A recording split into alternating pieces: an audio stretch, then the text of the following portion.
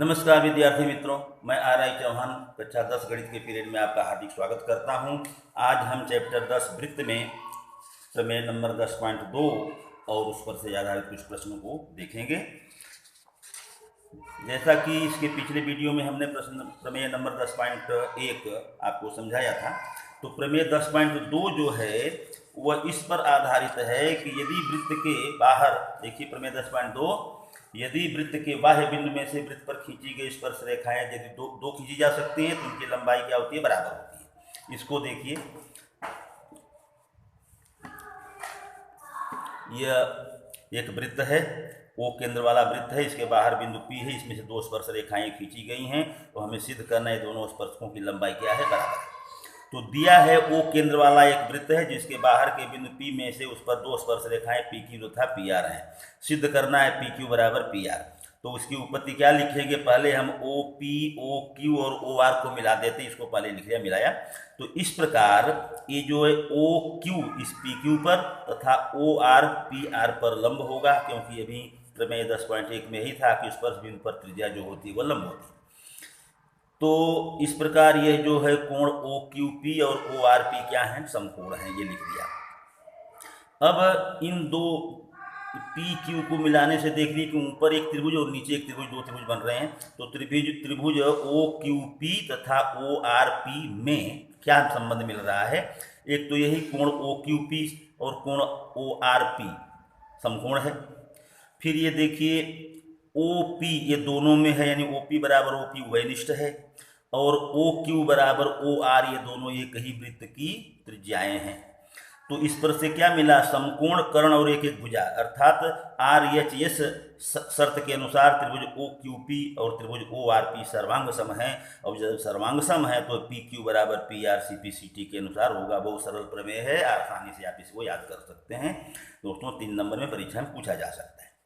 अब देखिए प्रश्नावली 10.2, इसमें से कुछ एक आध प्रश्न देख लेते हैं। देखिए प्रश्न नंबर 7, दो संकेंद्रीय वृत्तों की त्रिज्याएं 5 सेंटीमीटर और 3 सेंटीमीटर हैं। बड़े वृत्त की उस जीवा की लंबाई ज्ञात कीजिए जो छोटे वृत्त को स्पर्श करती है। तो ये हमने बनाया ओ केंद्र वाले दो वृत्त संकेंद्रीय, एक ये जो है छोटा वाला और उसके बाहर एक बड़ा वाला। तो ओ केंद्र वाले दो संकेंद्रीय वृत्त हैं। ए बी, यह जो ए बी है इस छोटे वृत्त को क्या कर रही है, स्पर्श कर रही है, और बड़े वृत्त की क्या है, ये जीवा है। तो ओ बी ए बी ये बड़े वृत्त की जीवा है जो छोटे वृत्त को पी बिंदु में स्पर्श करती है। तो इसका मतलब ओ पी छोटे वृत्त की त्रिज्या हो गई जो 3 सेंटीमीटर, और ओ ए बड़े वृत्त की त्रिज्या हो गई जो है 5 सेंटीमीटर। ये हमने लिख लिया यहाँ पे। अब ये ओ पी लंब है ए बी, क्यों, क्योंकि यह स्पर्श बिंदु पर त्रिज्या है, यहाँ संकेत में लिख दिया। जब यह लंब है तो कक्षा 9 का एक प्रमेय याद कीजिए कि किसी जीवा को पर केंद्र में से खींचा गया लंब उसको समद्विभाजित करता है। तो ओपी लंब है, अर्थात यह पी ए बी का मध्य बिंदु होगा, अर्थात यह ए बी पूरा जो है उस ए पी का दोगुना है। चाहे हम कहें ए पी ए बी का आधा है, चाहे ए बी है ए पी का दोगुना है, ये लिख दिया पहले। अब देखिए त्रिभुज ओ पी ए में कोण पी समकोण है, क्योंकि यह लंब था समकोण है। अब यह पाइथागोरस का प्रमेय लगा सकते हैं, ओ ए ओ का स्क्वायर बराबर ए पी का स्क्वायर प्लस ओ पी का स्क्वायर। अब इसमें मान रख देते हैं, ए ओ मतलब 5, 5 का वर्ग हो गया 25 बराबर ए पी का वर्ग मालूम नहीं, और ओ पी का वर्ग यानी 3 का वर्ग तो 9।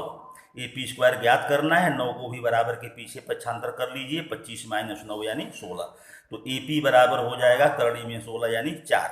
तो जब ए पी बराबर 4 है तो यहाँ हम लिख चुके हैं ए बी बराबर 2 ए पी, इसलिए ए बी बराबर 2 × 4 यानी 8। तो जीवा ए बी की लंबाई कितनी है, 8 सेंटीमीटर। ये रहा आंसर। बहुत ही आसान है बच्चों, थोड़ा सा ध्यान देने की आपको जरूरत है। एक और क्वेश्चन इसमें से 8 देखते हैं जो सिद्ध करने के लिए दिया गया है, प्रमेय के बदले में पूछा जा सकता है बच्चों, इसलिए ध्यान रखिए। एक वृत्त के परिगत एक चतुर्भुज ए बी सी डी खींचा गया है, सिद्ध कीजिए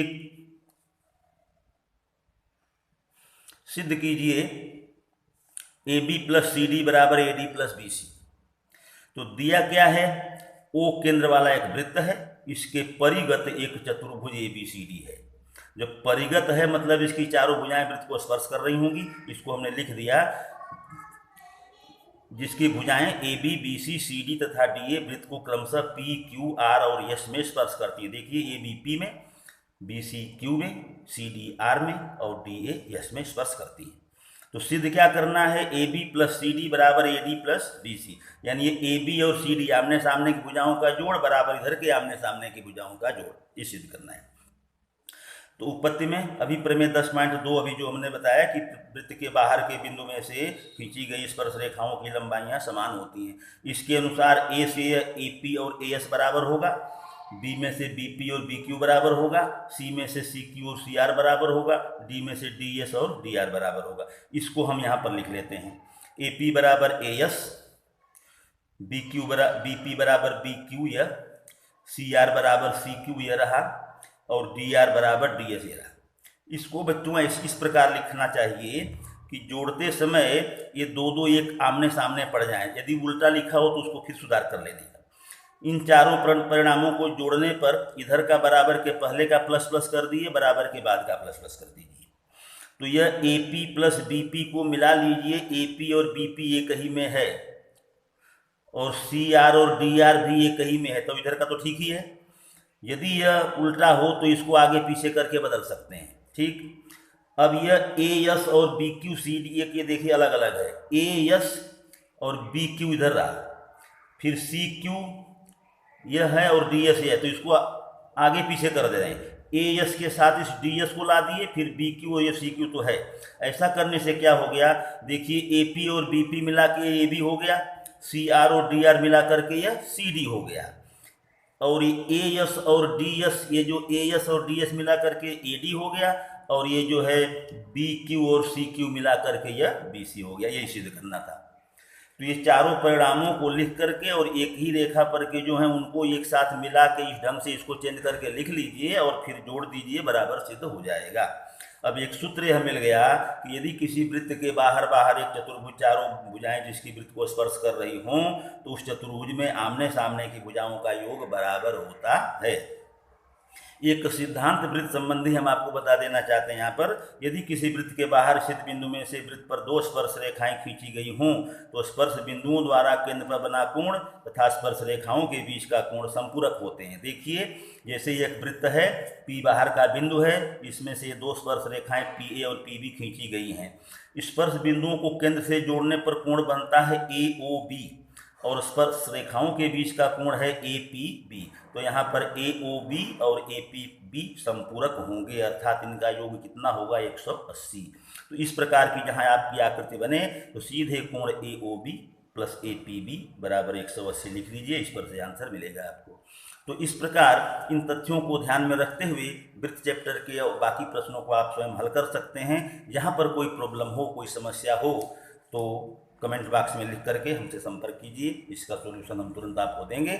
और आशा है वृत्त संबंधी कोई शिकायत नहीं होनी चाहिए, समझ में आ गया होगा, और इसको प्रैक्टिस करते रहिए और चैनल को लाइक, सब्सक्राइब और दोस्तों में शेयर कीजिए। धन्यवाद।